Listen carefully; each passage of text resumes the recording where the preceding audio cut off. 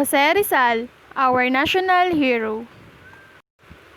We give you a briefing about the life of Jose Protasio Rizal Mercado y Alonso Yolanda, or also known as Pepe or Jose. He was born on June 19, 1861 in Calamba, Laguna. He was the seventh child of Chodora and Francisco. The Rizals came from a wealthy family. They are the largest in those times. Doña Teodora Morales Alonso Yolanda de Rizal y Quintos, the mother of Jose Rizal, was born on November 9, 1827 in Music Tondo, Manila. She died on August 16, 1611 in San Fernando Street, Binondo, Manila. While the father of Jose Rizal, Don Francisco Engracio Rizal Mercado y Alejandro, was born in Binyan, Laguna on May 11, 1818. He died on January 5, 1898 at the age of 79. Jose Rizal has 9 sisters and 1 brother. Saturnino Rizal is the eldest child in the family. She was born on June 4, 1850 and she died on September 14, 1913. Pasiano Mercado Rizal, or also known as Lolo Siano. He was the second child in the family. He was born on March 9, 1851 and he died on April 30, 1930. Narcisa Rizal Lopez. She was the third child in the family and she was born on October 29, 1852 and she died on June 24, 1939. Olympia Rizal Ubaldo. She was the fourth child in the family and she was born on year 1855 and unfortunately she died on year 1887 while giving birth to her fourth child. Lucia Rizal Herbosa. She was the fifth child in the family and she was born on year 1857 and died on year 1919. Maria Rizal Cruz. She was the sixth child in the family and she was born on year 1859 and died on year 1945. Concepcion Mercado, the eighth child of the family, was born in 1862, but unfortunately she died at the age of 3 in 1865 due to an illness. Josefa Mercado, the ninth child. She was born in 1865 and died as a spinster on 1945. Trinidad Mercado, the tenth child, was born on 1868 and died on 1951. Soledad Mercado, the youngest child in the family, was born on 1870 and died on 1929.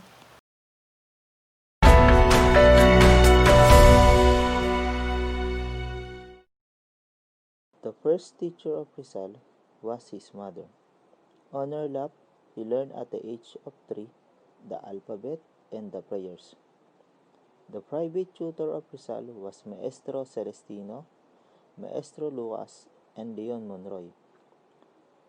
Rizal goes to Binyan, Laguna on June 1869. He was taught by Maestro Justiano in academic study. Rizal beat all Binyan boys in Spanish, Latin, and other subjects. Rizal entered in 1872 in Ateneo Municipal de Manila. He is a member of the Academy of Spanish Literature and the Academy of Natural Sciences. Rizal wrote his first poem, Mi Primera Inspiración, which was dedicated to his mother on her birthday. He also wrote True Education, Our Motherland Receives Light, and the Intimate Alliance Between Religion and Good Education, which showed the importance of religion in education. University of Santo Tomas was under the Dominicans. He won literary laurels. During his first term in 1877 to 1878 in UST, he studied cosmology, metaphysics, theodicy, and history of philosophy. While sharing a school in 1878 to 1879, Rizal pursued to study medicine, specializing in ophthalmology when he found out that his mother was going blind. He enrolled in Universidad Central in Madrid, had a degree of licentiate in medicine in 1884, degree of philosophy and letters in 1885.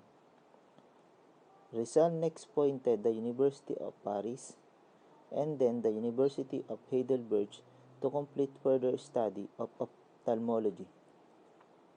Jose Rizal lived in Europe for 10 years. During these years, his sojourn also began to write novels. Rizal finished his first book, Noli Me Tangere, while living in Williamsfeld with the Reverend Carl Ulmer. He could converse in more than 10 different tongues. He excelled at martial arts, fencing, sculpture, painting, teaching, anthropology, journalism, and among other things.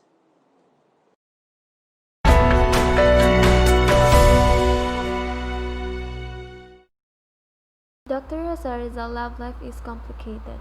Here are the women he ties to. Segunda Katigbak. Segunda was her puppy love, but unfortunately his first love was engaged to be married to a townmate Manuel Luz from Lipa, Batangas. After his admiration for a short girl in the person of Segunda, then came Leonor Valenzuela. Rizal sent her love letters using invisible ink made with water and salt that could only be read over the warmth of the lamp or candle. However, just like what happened to Segunda, he failed to ask her for marriage.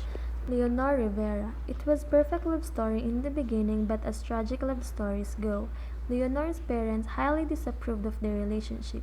Although they did not get married, they tried to continue sending each other love letters, and it was hidden by Leonor's mother. In 1890, Leonor wrote a letter to Rizal saying that she was engaged to be married to a British engineer. But their dark romance didn't end there.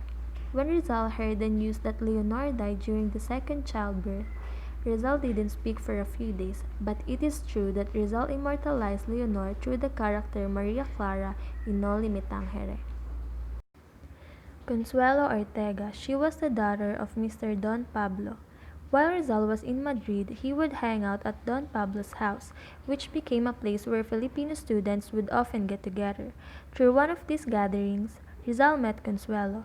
He showed affection towards Consuelo but was not serious in his pursuit, as he was still engaged to Leonor Rivera. In the end, Consuelo got engaged to Rizal's friend named Eduardo. Saiko Usui. Rizal spoke little Japanese at the time while Osai-san knows how to speak in English and French. When the language barrier broke, they started to build a relationship. Unfortunately for this relationship, country-saving duties would call and he had to leave Japan for San Francisco. He never saw Osai-san again. Their affair lasted for around 2 months. Gertrude Beckett. This is the eldest daughter of his landlord. Rizal left London to move away from Gertrude, whose idea of their relationship was more than what it really was, the most tormenting kind, an unrequited love. Suzanne Jacobi. When he arrived in Belgium in 1890, he met Suzanne. Unfortunately, the relationship between them was also a fling. Suzanne was heartbroken while Rizal continued writing El Filibusterismo, writing for La Solidaridad, and worrying about his family back home. Nelly Boosted. Remember the famous time when Antonio Luna and Jose Rizal almost got into a duel because of a girl? The girl in the middle of that madness was Nelly. Rizal learned of Leonor Rivera's engagement and thought of pursuing a romantic relationship with Nelly, but Nelly wanted Rizal to convert to Protestantism. Rizal refused, but their friendship must have been strong enough because they ended up being friends after all drama. Josephine Bracken. Rizal and Josephine fell in love, and in a month they made the announcement that they wanted to get married. Rizal and Josephine lived together and had a son who died a few hours after birth. Rizal named his son after his father Francisco. Unfortunately, there is no legal proof that Josephine and Rizal ever got married.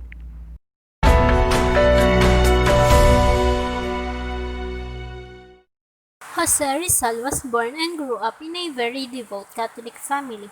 He believed in religion. In his letter to his mother in 1885, he articulated this very eloquently when he wrote, "For me, religion is the holiest of the things, the purest, the most intangible, which escapes all human adulterations, and I think I would be recreant to my duty as a rational being if I were to prostitute my reason and admit what is absurd. I do not believe that God would punish me if I were to try to approach Him using reason and understanding." However, in a later life, he developed a religious philosophy not totally in accord with the Catholic religion. This must happen when he read the radical theological writings of Felicitar de la Menals, who advocated that Christians must serve the poor and fight injustices, including those perpetuated by the Catholic Church. On November 15, 1890, Rizal became the master mason in Lodge Solidaridad. He condemned the corrupt ways of the church and upheld individual and national liberty. His brother Paciano was his influencer to be a Mason. Freemasonry is not a religion, but its belief is different from the teachings of the Catholic Church.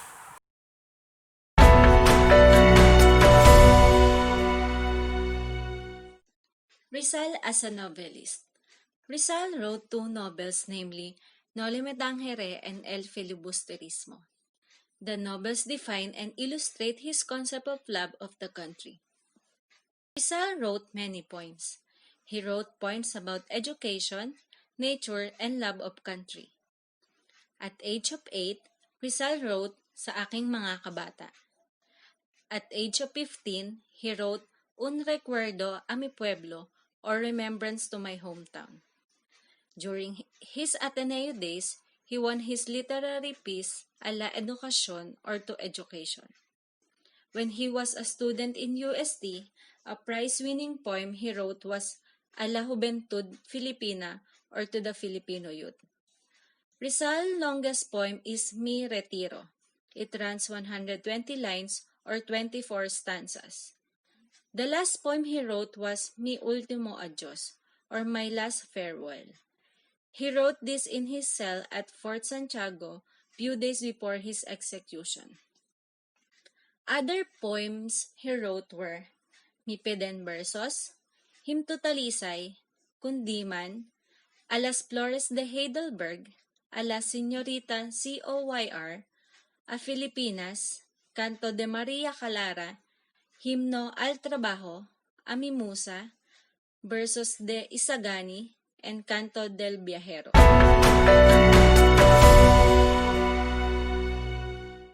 Did you know that when Rizal was exiled in Dapitan, as a scientist, he collected 3 animals and named it after him? A rare toad as Rhacoporus rizali, Apogonia rizali, a small beetle, and Rhaco rizali, a dragonfly. The height of Rizal is 5'3", but he had a waistline of 25 to 26 inches. He also had a big head. His hats were 6.5 inches. Rizal's favorite fruits were lanzones and mango. Rizal established a school while in Dapitan with 21 pupils who were never asked to pay but was required by Rizal to work for the community. As a polyglot, Rizal had the habit of switching from one language to another. His biographers faced difficulty in translating his works because of his habit of switching languages. He was conversant in 22 languages. Rizal made humorous comics in Germany entitled The Baptism of Two Brothers. He made the comic strip to entertain the children of his landlord.